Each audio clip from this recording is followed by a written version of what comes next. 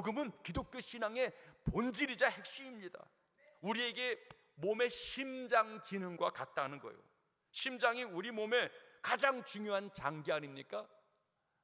심장이 조금만 멈추거나 약해지면은 생명 자체가 위협당하는 거예요.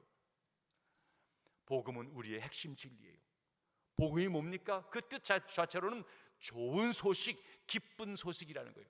복음을 모르면 우리 신앙은 불가능해요. 여러분, 우리 읽은 로마서 1장 2절 말씀, 로마서 1장 2절 말씀 보시기 바랍니다. 시작.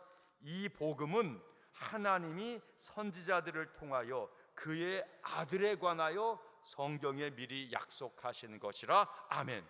이 복음은 하나님께서 여러 선지자들을 통하여서 그의 아들에 관하여 미리 얘기하신 것이라. 그의 아들에 관하여 미리 얘기하신. 결국 복음은 뭐예요? 하나님의 아들 예수 그리스도에 대한 것이 복음이에요. 그러니까 예수 그리스도가 복음이라는 거예요. 예수님 무슨 일을 하셨습니까? 십자가에 못 박혀 죽으신 거예요. 왜 죽으셨어요? 나의 죄를 용서하시려고 대신 죽으셨다는 것입니다. 결국 복음은 나를 위해 대신 죽으신 십자가 예수님이 복음이 되어지는 거예요. 결국 그 십자가 바라보면서 그렇게 죽기까지 저를 사랑하신 거예요. 하나님은 아들을 죽음에 내버려 두면서까지 저를 선택하시고 사랑하신 거예요. 이게 바로 복음이 되어지는 거예요. 이 복음이 적용되어지는 곳에는, 이 복음을 믿게 되어지면 거기 하나님과 나 사이에 관계가 열리게 되어지는 거예요. 나를 너무너무 사랑하시는 내 영혼의 창조주이자 나의 아버지가 되시는 거예요. 거기서 내가 하나님의 자녀라는 그 용납하심, 은혜를 누리게 되어지는 거예요. 그럴 적에 비로소 우리의 영적인 눈이 열리게 되어지고 영생이 우리에게 누림을 확신하게 되어지는 거예요. 그게 복음이에요. 복음. 세상에 이보다 더 좋은 소식이 어디 있겠습니까? 세상에서 죽을 사람이 살아났다. 아니, 아직 극악의 형벌을 처할 자가 이제 면제되어진 거야. 지옥 갈 사람이 천국 간다는 거, 이보다 더 좋은 소식이 어디 있겠습니까? 이게 불신자, 안 믿는 자들에게는 별로 감흥을 주지 않을지 모르겠지만 구원을 얻은 우리에게는 이보다 더 좋은 소식은 없는 것입니다. 할렐루야. 복음을 누려야 돼요. 복음을. 결국 기독신앙은요, 살기 아니면 죽기에 관한 문제예요. 십자가에서 생사의 기로가 갈리워주는 것입니다. 예수님과 더불어 양쪽의 강도가 달린 거예요. 한쪽 강도는 예수님을 향하여서 주님 나를 기억해 주세요, 구원을 요청하는 거예요. 주님께서 오늘 내가 나와 함께 낙원에 이르리라. 죽을 자리에서 구원을 받은 거예요. 하지만 반대편 강도는 아니 당신이 하나님의 아들 그리스도야, 그 너도 구원하고 나도 구원해봐, 비난하고 졸아가면서 거부했어요. 그는 사망으로 멸망으로 갔다는 거예요.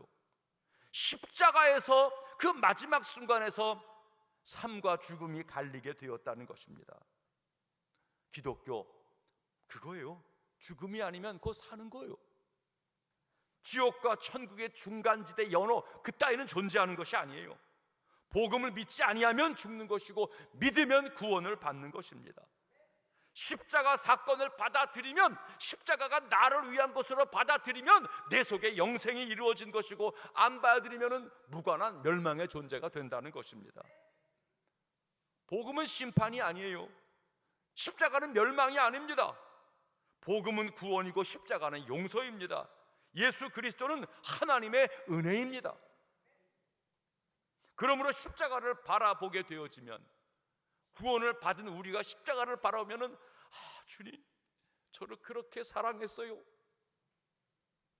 그렇게 고난과 욕을 당하시면서 그거 견디신 게 저 때문이었어요. 십자가를 바라보면은 우리는 그 속에서 놀라운 사랑과 은혜를 깨우쳐 알 수밖에 없는 것입니다. 이런 십자가를 소중히 여기는 마음이 우리 속에 생겨날 수밖에 없는 것이죠. 거기서 예수 그리스도의 대속의 은총이 너무너무 감사하게 되어지는 거예요. 여러분, 십자가가 자랑스러운 것이 되어지는 거예요. 십자가가 내 마음에, 내 손에 붙들리게 되어지면 이상하리만큼 뜨거움과 감동이 내게 일어나게 되어지는 거예요. 이런 복음 자주 울려 퍼져야 합니다. 십자가 사건이 자주 선포되어져야 됩니다. 이거 듣고 들어서 이게 우리의 인격 속에 꽉 차야 되는 거예요. 이것이 우리의 삶의 중심에 있어야 한다는 거예요. 그게 복음에 붙잡힌 자의 삶이에요. 초대교회는 다름이 아닙니다. 이거 깨달은 거예요. 십자가에 죽으신 예수가 내 죄 때문에 죽었다는 것이 깨달아진 것입니다. 이거 깨닫고 나니까 모일 때마다 너무 사랑스럽고 교회가 귀하고 불신자에 대해서 복음을 전하고픈 열망이 생겨나게 되었다는 거예요. 여러분들, 십자가에 여러분들이 못 박은 그 예수가 바로 하나님이 보내주어서 그 약속을 이루겠다 하신 그분이었습니다. 그리스도였습니다. 근데 여러분들이 그 예수를 십자가에 못 박여 죽였는데 하나님이 그를 다시 살렸습니다. 그러니 여러분들 회개하고 예수 믿으십시오. 그럼 구원받습니다. 그게 초대교회 모든 메시지였어요. 이거를 모여서 누리고 나누고 이런 기쁨과 즐거움, 이 감동을 가지고 세상을 살아내는 것이었어요. 이게 초대교회의 위대한 교회의 능력이었어요. 복음을 아는 것과 믿는 것은 전혀 다른 것입니다. 오늘 교회 안에 복음을 아는 분들이 많이 있을 것입니다. 소형 공부를 하고 목사님 설교를 듣고 여러 가지 이야기 들으면서 그런가 보다 그럴 수 있겠죠. 여러분, 그거 착각하지 마세요. 예수가 누구인지, 십자가가 뭔지, 부활이 뭔지, 교회가 뭔지 머릿속에 다 아는 게 많을 수 있어요. 한번 말해보라 하면은 말할 수 있겠죠. 하지만 이런 것들이 구원하고 깊은 관련이 있는 거 아니에요. 진짜 구원은요, 복음을 아는 것이 아니라 복음을 믿는 것입니다. 많이 알거나 적게 아는 것은 큰 문제가 아니에요. 그러나 믿느냐 안 믿느냐는 것은 중요한 문제예요. 아무리 많이 알아도 믿지 아니하면 아무런 상관이 없어요. 구원은 복음을 믿는 자가 얻는 거예요. 묻습니다. 여러분은 복음을 아는 자입니까? 복음을 믿는 자입니까? 아는 것과 믿는 것을 잘 가름하기를 바라요. 사람을 구원하는 복음의 능력, 이것은 믿을 때에 이루어지는 거예요. 세상 사람들은 아는 게 힘이라고 말합니다. 그러나 성경은 믿는 게 힘이라고, 능력이라고 말하는 거예요. 성경은 알아라, 그러면 구원받는다라고 말하지 않았어요. 믿어라, 그러면 구원을 얻으리라 라고 말한 거예요.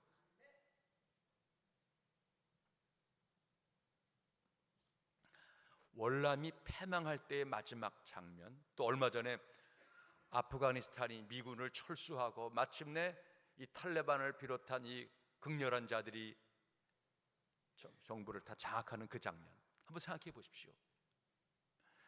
이제 미군이 철수를 결정을 내렸어요. 그리고 사람들은 다 떠났고 이제 마지막 헬기 한 대가 내린 거예요. 대사관 옥상 위에. 직원들은 급하게 이제 서류들을 마지막까지 챙기고 마지막 직원들이 그 헬기를 타고 떠나면 영영이 떠나가는 거예요. 바깥에서는 이 대사관 철망 건너편 쪽에 우리도 데려가 달라고 수많은 난민들이 와서 그냥 아우성을 치는 것이죠. 아프가니스탄에서 미군이 마지막 비행기를 떠날 적에 그 공항에 그 철제 건너편 쪽에 수많은 사람들이 나와서 자기를 데려가 달라고, 넘어와서 비행기를 타지는 못하니까 비행기 바퀴 위에 올라가서 살아보겠다고, 그런 처절한 장면들을 봤잖아요. 그 마지막 장면에 군인들이 가까이 오지 못하도록 총으로 지키고 있고, 저거 타지 않으면 다 죽는 거예요. 월남전에서 마지막 헬기가 떠나기 직전에 급하게 대사관 바깥에서 뭔가 손을 들고 군인들을 향해서 흔드는 어떤 여인이 한 명 있는 거예요. 미군이 금방 알아봤어요. 여인이 들고 있는 것은 미국 여권이었어요. 베트남 사람이었지만은 아마 미국과 결혼했던 미국 시민권자였던 것 같아요. 그 여권을 흔드는 거예요. 미군은 그를 알아봤고 그 여인을 가까이 와 확인한 뒤에 철망 틈을 잠깐 벌어줘서 그가 들어오게 하는 거예요. 모두가 다 아우성치고 있지만 그 미국 여권 하나를 든 그 여인, 아이와 더불어 그 헬기의 마지막 탑승케 되어지는 거예요. 믿음은 그런 거예요. 아는 게 중요한 것이 아니에요. 예수 그리스도가 십자가에서 하신 일이 나를 위한 것으로 나는 믿습니다. 이것은 머리로 아는 것만이 아니라, 입으로 고백하는 것만이 아니라 내 삶으로 받아들인 거예요. 결단한 거예요. 그 믿음이 구원의 능력을 일으키는 거예요. 그 믿음에서 하나님이 너는 내 자녀라 인치시는 것이고, 그 믿음에서 땅이 아니라 하늘문이 열리는 위대한 삶을 살게 되어지는 거예요. 여러분, 우리 신앙생활은 영적인 삶이에요. 정말로 복음을 붙들고 하나님을 믿게 되어지면 내가 누구인지가 깨달아져요. 땅을 디디고 있으니까 대한민국 백성이고 이 오천과 이 포항 땅을 살아가고 내가 여기 할 일이 많이 있는 이 땅의 존재이죠. 그러나 내가 믿음으로 복음을 붙들게 되어지면은 하나님이 내 아버지가 되시는 거예요. 거기에는 생각과 마음의 근본 달라지는 것이 있는 거예요. 영적이라고 하는 말을 너무 신비적이고 너무 오해하지 마세요. 영적이라는 것은 뿌리를 보았다는 거예요. 우리는 겉으로 나무가 잘 자라났구만, 이파리가 크네, 거기 열매가, 이거 보는 것이죠. 하지만 진짜 나무의 중심은 뿌리잖아요. 뿌리는 땅 속에 숨겨 있는 거예요. 근데 뿌리가 우리 마음속에 기억이 났다는 거예요. 그러니까 우리의 뿌리가 그리스도에게 잇대어 있는 것이고, 하나님 바라보는 속에서 땅을 살지만 우리는 하나님의 마음을 알고 있는 거예요. 여러분, 영적이라고 하는 말하면은 시작과 과정을 사는 거예요. 지지고 볶고 여러 가지 일이 벌어지지요. 그러나 우리는 영적이다, 끝을 아는 거예요. 종말을 아는 거예요. 하나님 앞에 이를 때를 바라보는 거예요. 영적인 안목이에요. 그러니 이 땅에서 풀린다고 교만하거나 자랑할 이유가 없지요. 안 된다고 주눅 듣고 힘들어 억울할 이유가 없어요. 하나님이 내 앞날을 준비하시고 다스리신다. 이게 영적 안목이 열린 거예요. 그러니 담대하게 살아가는 것이고 겸손하게 살아가게 되어지는 것이죠. 영적이라고 하는 말의 의미가 얼마나 중요한 것인지요. 이게 믿음을 가진 자에게는 영적 안목이 열리는 거예요. 복음을 믿는 자에게는 하나님의 구원, 그 사랑이 깨달아져요. 자, 16절 말씀 읽어볼게요. 시작. 내가 복음을 부끄러워하지 아니하노니 이 복음은 모든 믿는 자에게 구원을 주시는 하나님의 능력이라.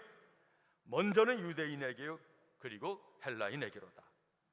내가 복음을 부끄러워하지 아니하노니, 바꿔 말하면 뭐예요? 사람들이 초대교회에 복음을 부끄러워하는 사회 분위기가 있었다는 거예요. 바울은 복음을 받아들이고 와서 이 복음에는 구원의 능력이 있어 확신했지만 세상은 그 복음을 부끄럽게 여기는 흐름이 있었어요. 그렇지 않습니까? 이것을 헬라인 로마인에게 복음을 증거하는데 저들 입장에서는 아니 뭐 예수를 믿어? 예수를 믿으면은 구원을 받아? 아니 이렇게 말하는 이 복음이라는 것은 저 식민지 종교, 멸망한 나라의 연약한 종교잖아. 야 무슨 그따위 것을 믿노? 승리한 우리의 종교. 아니 로마의 힘을 믿으라 그러면 모르겠지만 패배한 나라의 연약한 종교를 그거 왜 믿냐? 부끄럽다, 추하다 그렇게 여기는 거예요. 하지만 바울은 로마 시민권도 갖고 있고 이 땅을 넉넉히 살 수 있지만 복음 속에 들어있는 위대한 영적인 힘을 확신한 거예요. 그래서는 나는 이 복음을 부끄러워하지 않아. 왜? 이 복음은 구원을 얻는 우리에게 이 구원을 주게 하는 하나님의 위대한 능력이 들어있어. 그는 복음을 자랑하는 거예요. 세월이 점점 흘러갔어요. 세상을 자랑했던 자들은 사라졌어요. 그런데 복음을 붙들고 복음을 자랑한 자들은 오늘날까지 그 영향력을 유지해 가고 있는 거예요. 오늘의 시대는 마찬가지죠. 시대가 변했지만 사람들의 본성은 그대로인 거예요. 요즘도 예수 믿으세요, 예수 믿고 구원 받으세요. 아이고, 무슨 2000년 전, 아니 저것도 우리나라 종교도 아니고 저 외국에서 온 종교, 아이고 그 외국인이 나하고 뭔 상관이야, 이런 생각을 가진 분들이 꽤 많이 있지요. 이 과학시대에, 아니 나는 대한민국 백성인데 자신의 민족주의를 자랑하고 자신의 혈통을 자랑하고 자신의 지식과 나를 주관하면서 이거 복음 그건 별거 아니야 라고 여기는 자들이 많이 있는 것입니다. 저들은 십자가를 주목해 보지를 않습니다.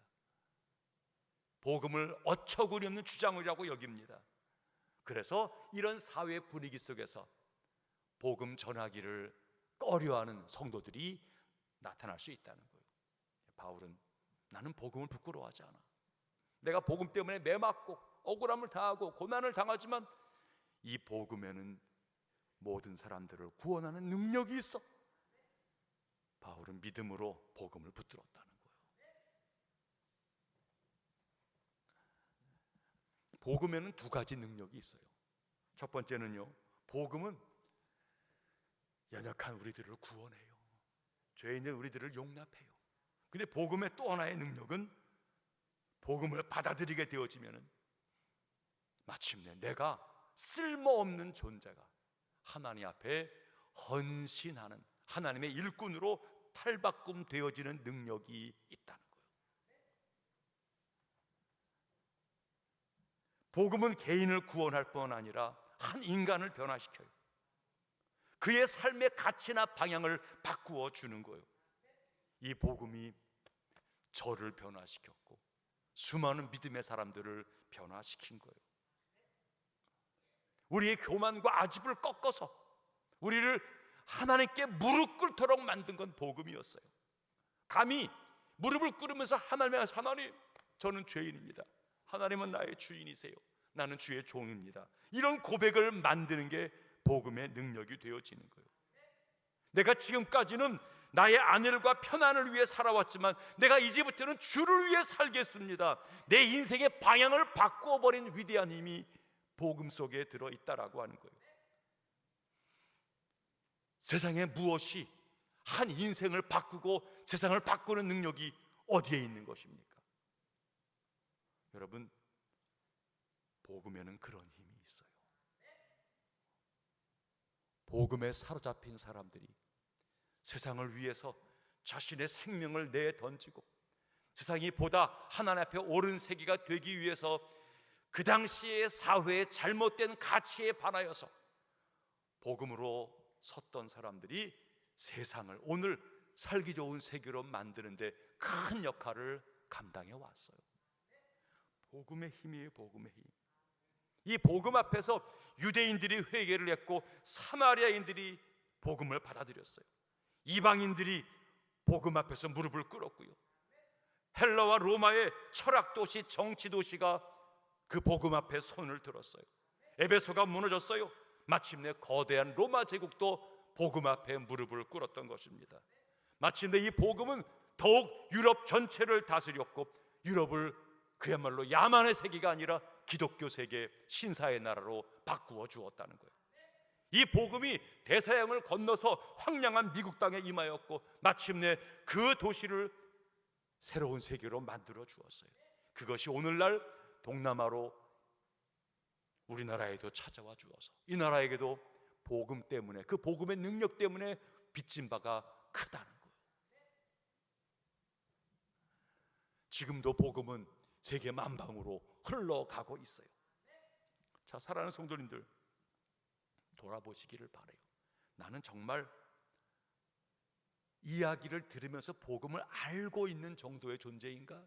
아니면 복음을 믿고 그 믿음 속에서 복음의 능력을 체험하면서 그 삶을 살아내려고 몸부림치는 치는 자의 삶인가? 여러분 자신을 확증하시기 바랍니다. 제발 직분이니 연륜이니 교회 뭐든 살아온 거기를 너무 연연하지 마세요. 그건 누구나 각처에 살아가는 그의 삶일 뿐이에요. 살아갈수록 내게 힘과 용기가 되어지고 꿈과 비전이 되어지면서 나로 하여금 살아가면서까지 마지막까지 내 생명을 불사를 수 있는 진짜 능력은 복음을 붙든 자에게는 그런 능력의 삶이 나타나요.